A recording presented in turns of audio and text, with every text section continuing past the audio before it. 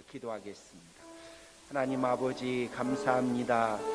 오늘은 참 행복한 날입니다. 저희에게 귀한 하나님께서 우리를 위해서 이 땅에 오시고 또 우리에게 그걸 오셨음을 알려주시고 또 우리가 그 아기 예수님을 구주로 맞이하고 고백할 수 있도록 하나님 허락해 주시니 참으로 감사합니다. 주님, 우리 모두를 그 인생의 증인들로, 그 신앙의 증인들로 하나님 앞에 서게 하시며 하나님의 그 귀하신 사랑과 은혜를 경험하고 또 감사하고 또 함께 기다리고 기대하고 고대하고 영광을 돌릴 수 있도록 허락해 주시니 참으로 감사합니다. 주님, 이 시간 임재하셔서 우리 모두가 하나님 앞에 드리는 아버지 이 성탄의 예배를 하나님 기쁘게 받아 주옵소서. 하나님, 우리에게 하나님께는 영광이고 모든 사람들에게는 평화가 이루어지는 그 놀라운 역사의 장에 하나님 고백이 될 수 있도록 하나님 함께 해주시기를 간절히 원하옵고 소원합니다. 감사합니다. 주님, 정말로 감사합니다. 예수님의 이름으로 기도 올립니다. 아멘. 하나님 말씀 같이 봅니다. 누가복음 2장 11절에서 14절까지의 말씀입니다. 누가복음 2장 11절에서 14절까지의 말씀 같이 보도록 하겠습니다.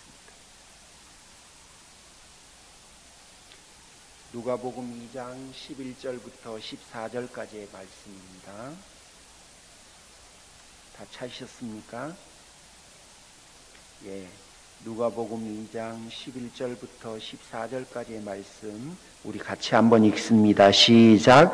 오늘 다윗의 동네에 너희를 위하여 구주가 나셨으니 곧 그리스도 주시니라. 너희가 가서 강보에 쌓여 구유에 뉘어 있는 아기를 보리니 이것이 너희에게 표적이니라 하더니 보려니 수많은 천군이 그 천사와 함께 하나님을 찬송하여 이르되 지극히 높은 곳에서는 하나님께 영광이요 땅에서는 하나님이 기뻐하시는 사람들 중에 평화로다 하니라. 아멘. 운전을 하다가 가끔 이렇게 한번 돌아봤는데 옆에 경찰차가 있어 봐요.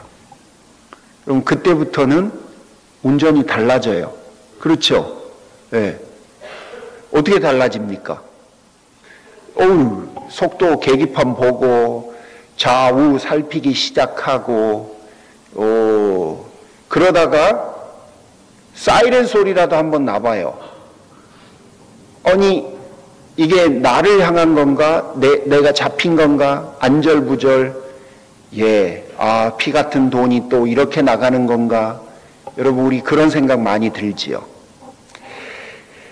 가끔은 우리가 경찰을 대하듯이 하나님을 대하는 경우가 있곤 해요. 무슨 이야기냐면 하나님을 향해서 불안해한다는 거예요. 두려워해요.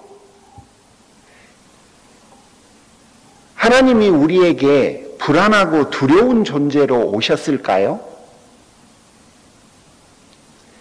그런데 우리는 그분의 의도와 별개로 그분을 두려워하거나 그분에게 안절부절 못할 때가 참 많아요. 오늘은 그 이야기를 여러분과 해보고 싶습니다.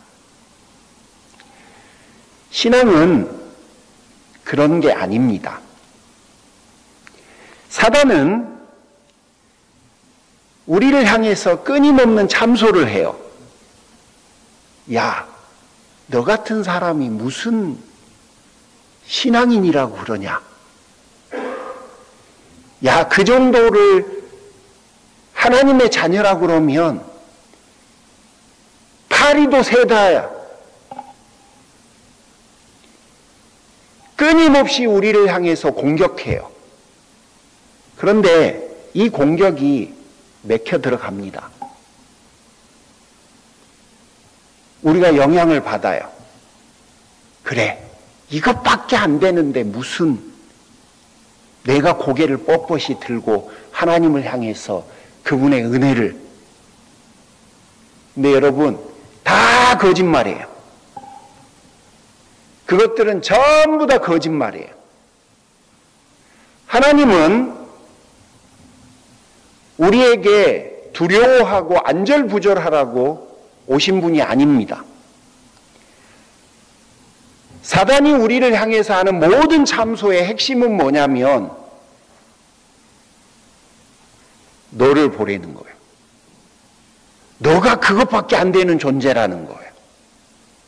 이거는 우리가 가지고 있는 기독교 신앙의 모든 핵심을 다 빗나가게 만드는 거예요. 여러분, 하나님이 가지고 있는 본래적인 마음은 아버지의 마음이에요. 부모의 마음이라는 거예요. 경찰의 마음이 아니에요. 잘못한 거는 다 찝어내고 그 모든 것들마다 티켓을 주는 즐거움을 누리는 분이 아니라 못나도 내 새끼라고 하는, 너는 내가 있으니 당당해도 된다는 그런 마음인 거예요. 그리고 주님은, 하나님은 예수님을 나를 위해 보내셨지 예수님을 위해서 나더러 십자가에 못 박히라고 한 적이 성경에 단 한 번도 없어요. 그러니 우리가 가지고 있는 신앙의 핵심은 하나님이 나를 위해서, 예수님이 나를 위해서 무엇을 해주었느냐를 기준으로 우리가 신앙생활하는 거지, 내가 그분을 위해서 무엇을 했느냐를 가지고 우리의 삶을 평가하지 않습니다.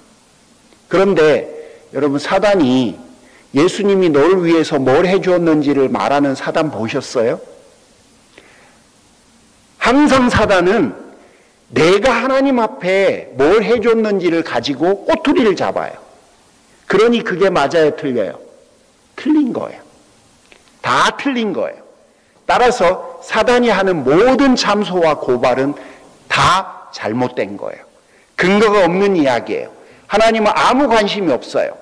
그분은 예수님을 통해서 하나님이 우리에게 무엇을 해주었는지를 우리가 오해하거나 잘못 이해하면 속상해해요. 그런데 우리가 그분 앞에 사단이 참소하는 것처럼 그와 같은 것들로 하나님이 속상해하지는 않아요. 기본적으로는. 여러분, 오늘 예수님께서 이 일을 위해서 우리에게 오셨는데, 여러분, 제가 오늘 여러분과 나누고 싶은 설교의 핵심은 그거예요. 그거를 정확하게 이해 못하고 사단의 참소에 우리가 속상해하면 우리보다 하나님 아버지께서 더 속상해집니다. 그러므로 여러분, 우리가 예수님께서 나에게 오신 정확한 이유를 다시 한번 리마인드 했으면 좋겠어요. 11절에 너희를 위하여 라고 되어 있어요. 다시 보세요. 너희를 위하여 라고 되어 있어요. 너희가 나를 위하여 라고 되어 있지 않아요. 그러므로 하나님이 나를 위해서 오시고 하나님이 나를 위해서 해주신 것이 신앙의 핵심이에요. 우리가 믿는 신앙의 핵심은 하나님이 나를 위해서 해주신 것을 근거로 우리가 하나님 앞에 나가는 거예요. 근데 사단은 이거를 교묘하게 바꿔요. 교묘하게. 은혜 갚으라고 해요. 은혜 갚은 까치처럼 은혜 갚으라고 해요. 여러분, 안 그래요. 신앙은 하나님이 나를 위해서 해주신 은혜와 사랑이 우리가 하나님 앞에 서고 사단을 대적하는 모든 근거예요. 목사님, 그래도 좀 신앙인답게 살아야 되지 않겠습니까? 그렇게 신앙인답게 산 걸로 사단을 대적할 수 있는 사람 한 명이라도 있어요? 한 명이라도 있냐고요. 내가 사랑을 베풀었습니다. 사랑을 베푼 시기와 사랑을 베풀지 않은 시기를 저울질해 보세요. 남들은 2번 했는데 나는 3번 했으니 사탄아 물러가라 라고 말할 수 있을까요? 아무도 없어요. 남들은 500불 헌금했는데 나는 1000불을 했어. 그것 갖고 사단의 괴계를 막아낼 수 있을까요? 없어요. 아무도 그럴 수 없어요. 그러므로 우리가 하나님 앞에 설 수 있고 우리가 사단을 물리칠 수 있고 내가 하나님의 자녀되는 모든 근거는 하나님이 나를 위해서 해주신 그 일을 내가 고백하고 따르는 거예요. 11절에서 그거를 우리에게 알려주는 거예요. 우리를 위하여 오신 거예요. 그 다음 구절에 또 보시면 이렇게 되셨어요. 구주가 나셨다. 즉 그리스도 주시니라. 여러분 여기서는 두 개의 단어가 목숨을 걸고 지켜야 되는 단어예요. 첫 번째 단어는 구주라는 거예요. 구주. 구주는 다른 말로 하면 구원자라는 이야기예요. 우리가 이 단어를 다르게 표현하면 두 가지의 의미가 있습니다. 첫 번째는 내 죄를 사해 주시는 분이다 라는 말이에요. 나의 죄를 용서해 주신 분이다. 그래서 오로지 구주만이 우리의 죄를 용서해 줄 수 있어요. 두 번째 의미는 보다 적극적인 의미예요. 죄를 용서해 주는 것으로 끝나지 않고 그 다음 스텝을 갔다는 이야기인데 그게 뭐냐면 나를 하나님의 자녀로 받아들였다라는 말이에요. 그러니까 나의 죄를 용서해 준 것과 나를 자녀 삼아 준 거는 완전히 다른 이야기예요. 이렇게 이해하시면 되죠. 누군가가 빚이 있었는데 그 빚을 탕감해 주는 것과 그 빚을 탕감해 줄 뿐만 아니라 먹고 살려고 빚이사 하나까지 공짜로 주는 것과는 완전히 다른 이야기예요. 그러니까 구주가 되셨다라고 하는 말은 나의 죄를 용서해 주셨다는 것과 나를 당신의 자녀로 삼아 주셨다는 것을 포함합니다. 그 다음에 또 다른 단어가 하나 또 있죠. 그 단어가 뭡니까? 주예요. 주. 주는 다른 표현으로 뭐냐면 주인이다라는 의미예요. 주인이라는 의미예요. 주인이라고 하는 의미는 제가 이거 굉장히 고뇌 많이 했던 건데 고린도전서 10장인가요? 거기 가면 모든 일을 하나님의 영광을 위해서 하라라고 되어 있잖아요. 근데 저는 신앙 초창기에 그 표현이 진짜 싫었습니다. 정말 싫었어요. 그러면 뭐야? 나는 꼭두각시라는 거야? 나는 아무것도 하지 말라는 거야? 그런 말처럼 느껴졌거든요. 근데 이게요, 그런 말이 아닌 거예요. 그게 뭐냐면요, 내가 너를 책임지겠다라는 말인 거예요. 주인이라고 하는 건 뭔 말이냐면요, 무조건 내 말대로 해라고 하는 의미가 아니라요, 내가 너를 책임지겠다라고 하는 말하고 똑같은 거예요. 그러니까 이 단어를 그 김세인 교수님이란 분은 이렇게 표현을 해요. 하나님이 재판장이 되셔서 우리 모두의 죄를 나중에 최후의 심판 때 죄가 없다라고 해주겠다는 의미와 그 다음에 무슨 일이 있어도 내가 너의 아버지가 되어서 책임을 져주겠다라고 하는 의미를 이야기한다라고 말해요. 그러니까 우리의 무죄 선언과 우리의 끝까지 자녀됨을 책임지겠다라고 하는 말이라는 거예요. 그러니까 얼마나 이게 안심이 되냐고요. 이 두 가지가 동시에 없으면 여러분 나는 좀 당황해질 것 같아요. 우리는. 그러니까 구주가 되어주시는 것과 주 되어주심을 위해서 예수님이 오늘 우리에게 오셨다라고 되어 있습니다. 그러니 예수님의 오심은 나를 위한 거예요. 나를 위한 거. 여러분을 위해서 예수님이 오신 겁니다. 자, 그러면 13절에 가면 이렇게 나와 있어요. 하나님께 영광. 하나님께 영광. 그리고 14절에 가면 하나님을 찬양해라 라고 되어 있습니다. 하나님께 영광을 돌리는 것과 하나님을 찬양하라라고 하는 건 유사한 개념인 것 같은데 이런 이야기일 거예요. 하나님께 영광이라고 하는 건 뭐냐면 예수님이 하나님의 뜻을 받들어서 그대로 해내셨으니 이게 보내신 분의 뜻에 합하기 때문에 그것이 하나님께 영광이 돼요. 동시에 우리도 하나님에게 동일한 방식으로 예수님이 하셨던 것처럼 하나님께 영광이 되게 할 수 있어요. 그건 뭐냐면 예수님을 보내셔서 우리를 위해서 행하신 그것들을 우리가 그대로 받아들이게 되면 그게 곧 하나님께 영광이 돼요. 자, 보내신 분의 의도는 뭘까요? 받아 누리는 거예요. 그분의 뜻대로 받아들이는 거예요. 나를 위해서 보내셨다니 내가 받는 거예요. 아, 예수님이 나를 위해서 오셨구나. 나의 구주가 되고 나의 주가 되시기 위해서 오셨구나. 그러면 나는 다른 거 다 내다버리고 다른 거 다 신경 안 쓰고 오케이, 하나님의 뜻대로 하나님이 나를 위해서 그리스도를 보내셨으니 나는 그분의 뜻하신 바대로 내가 예수님을 구주와 주로 받아들이는 거예요.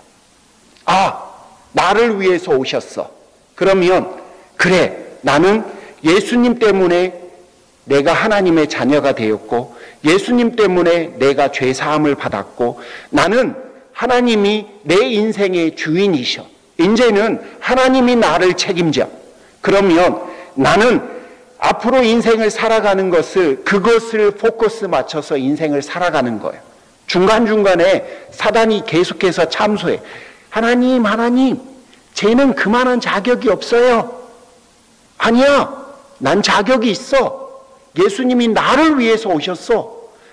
하나님, 쟤는 또 저래요. 아니야, 나는 또 이래도 하나님이 나를 자녀로 삼으셨어. 하나님, 쟤 봐봐요. 내 말이 맞잖아요. 결국은 도루묵이잖아요. 옛날하고 똑같이 저렇게 되잖아요. 그런데 뭐 제가 자격이 있어요? 아니야. 그래도 나는 하나님이 나를 고아와 과부처럼 버리시지 않겠다고 약속하셨어. 끊임없이 원래 모습, 보내주신 그 약속의 모습 그대로를 계속 쫓아가는 거예요. 여러분, 그 드라마 같은 데서 보면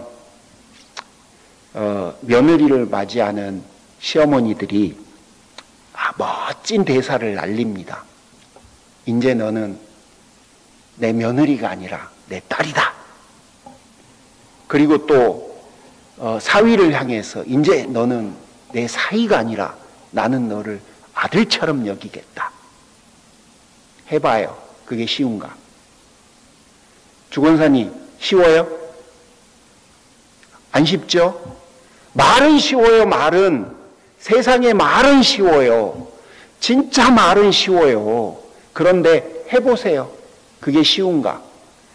마음을 먹어도 그게 잘 안 돼요. 진짜 잘 안 돼요.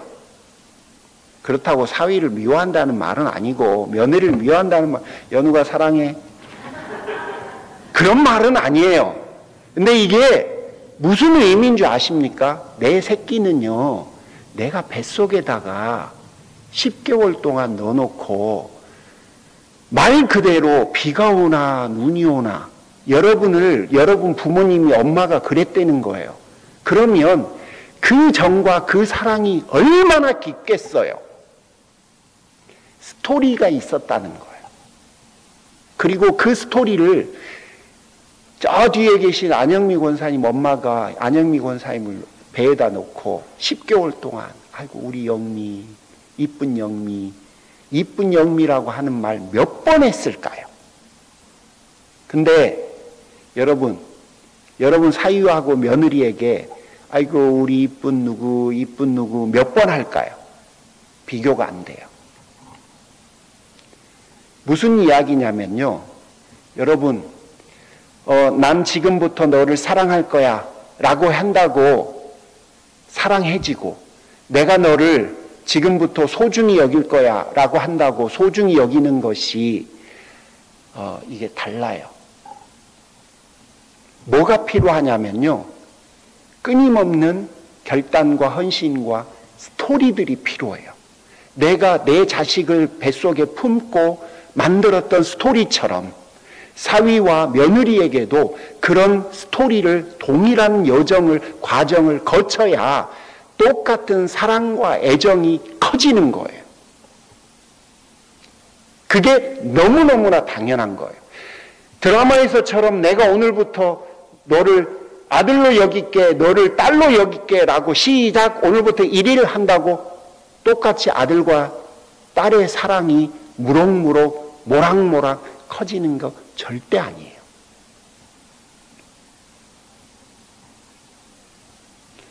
여러분, 우리의 신앙도 하나님을 향한 그 관계도 그렇게 지켜가는 거예요. 내가 나를 위해서 오셨고 나의 구주가 되시고 나의 주가 되시다고 하는 것을 사단이 끊임없이 나를 향해서 공격하고 참수하는데, 나의 모남과 나의 부족함과 나의 덜함을 가지고 끊임없이 공격할 거예요. 그러면 나는 흔들려요. 왜냐하면 사실이기 때문에요. 내가 모나고 부족하고 내가 덜한 거, 과거 결단을 되돌아가 버린, 내가 아무리 사위를 사랑하고 내가 며느리를 딸처럼 여기겠다고 약속을 했어도 그 약속이 어느 순간 옛날 이야기가 돼버리는 순간들이 있거든요. 그러면 그때마다 사단이 나를 향해서 하는 공격이 맞는 말이에요. 맞게 돼요. 그러면 내가 그 사단의 말에 풀이 죽고 기가 죽어요. 인정하지 않을 수 없게 돼요. 그렇게 되면 결국은 주께서 나를 위해서 오신 것이 왜곡되고 흐트러져요. 우리의 신앙이 그렇게 흐트러지는 거예요. 그러면 여러분, 하나님께 영광을 돌릴 수가 없어요. 그분이 나를 위해서 그리스도를 보냈는데 내가 그리스도를 받아들일 때에는 사단의 참소에 의해서 왜곡되고 변경된 대로 내가 예수 그리스도를 내 주로, 내 구주로, 왜곡된 구주와 왜곡된 주로 받아들이고 있다면 하나님께 영광이 될 수가 없어요. 눈치 살피고 염치 살피고 아무것도 그분이 나를 위해서 주신 그대로의 모습으로 받아들이지 못하게 돼요. 그래서 여러분에게 결론적으로 드리고 싶은 이야기는, 사단의 말 듣지 마세요. 다 거짓말이에요. 내가 좀 모자란 거는 맞는 말이에요. 사단은 끊임없이 내가 좀 부족한 모습을 가지고 공격하는 건 맞아요. 그래도 사단이 하는 말은 다 거짓말이에요. 아무것도 듣지 말아요. 귀를 아예 막아버리세요. 못 들은 채 하세요. 다 틀린 말이니까. 그리고 혹시 내가 모자란 부분, 사단이 한 말 중에서 내 행동을 지적한 모든 것들은 참고만 하십시오. 그래, 나는 원래 공사 중이야. 나는 원래 고장 수리 중이야. 내가 가지고 있는 또 그 저 모난 부분, 또 왜곡되어 있는 성품들, 그것들이 또 드러나서 잠시 사단에게 빌미가 됐는데, 안 그래? 원래 나는 하나님 앞에 사랑받고, 원래 나는 하나님 앞에 귀한 존재고, 그분이 나를 위해서 예수 그리스도를 보내셔서 자녀 삼아주시고 죄를 용서해 주신, 나는 귀한 존재야. 나는 하나님의 사랑받는 자녀로 앞으로 인생을 살아갈 거야. 나는 계속해서 더 그 은혜와 사랑에 집중해서 내 삶을 살아갈 거고, 나는 하나님 앞에 감사하고 하나님을 나의 주인으로 인정하면서 그렇게 더 열심히 아름답고 행복하게 살아갈 거야. 그러니 너 말은 틀렸어. 저는 그렇게 살아갈 거예요.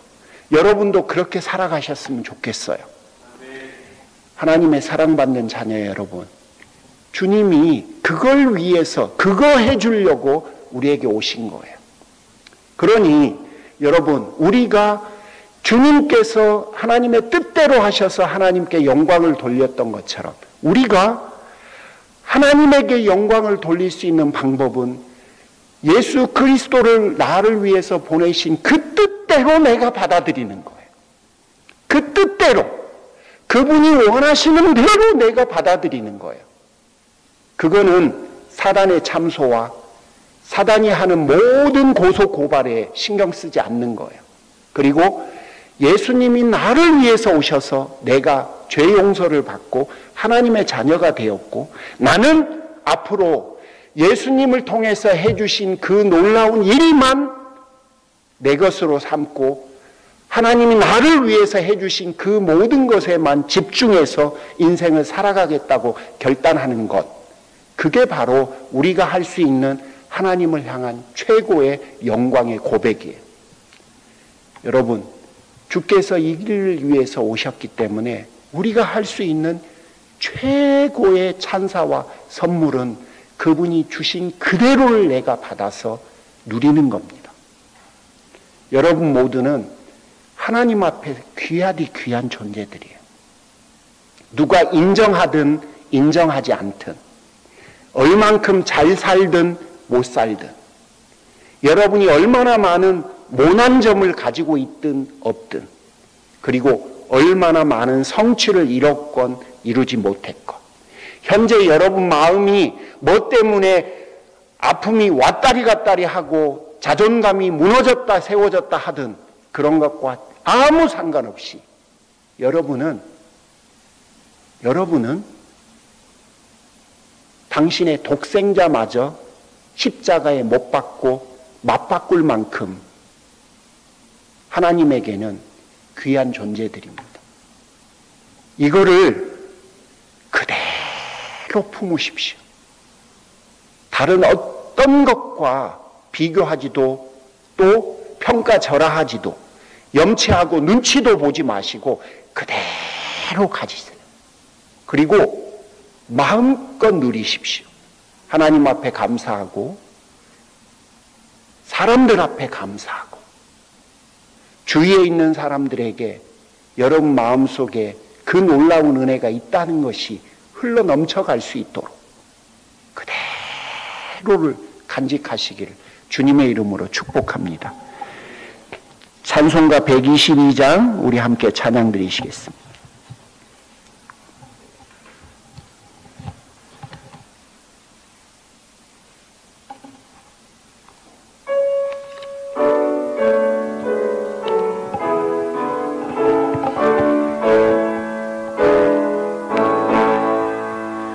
참 반가운 성도여 다 이리 와서 베들레헴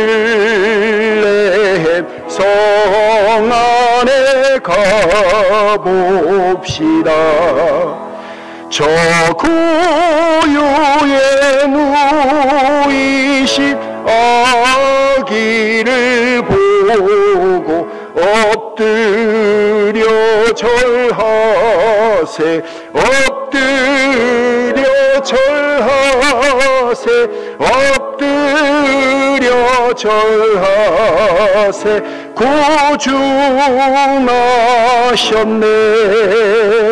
저 천사여 찬송을 높이 불러서 이 광활한 천지에 울리어라. 주 하나님 앞에는 영광을 돌려 엎드려 절하세, 엎드려 절하세, 엎드려 절하세. 구주 나셨네. 이 세상에 주께서 탄생할 때에 참신과 참사람이 되시려고 저 동정녀 몸에서 나시었으니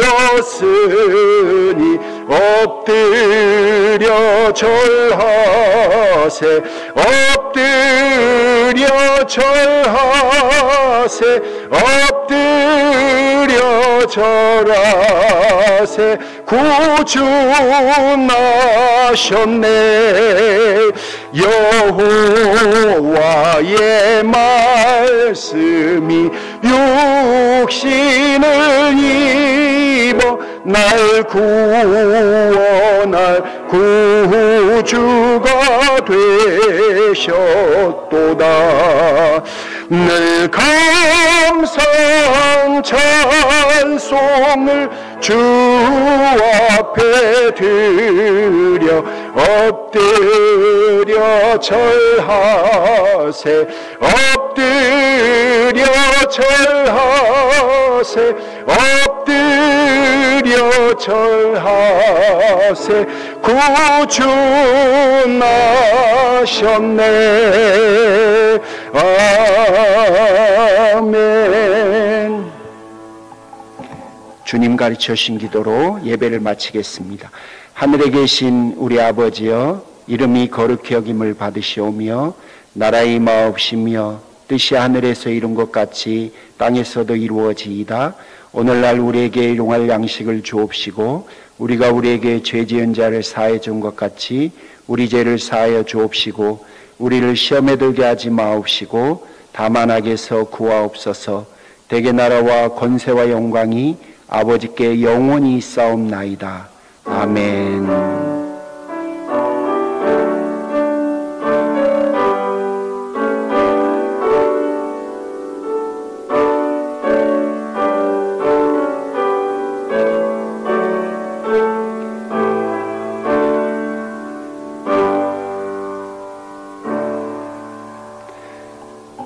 여러분 오늘은 주님의 오심을 감사하고 또 그 의미를 잠깐 묵상하는 그런 기도를 잠시만 하고 혹시 시간 되시면 우리 담소들 좀 나누시고 돌아가셨으면 합니다. 여러분 잠시 우리 같이 기도할까요? 기도하겠습니다.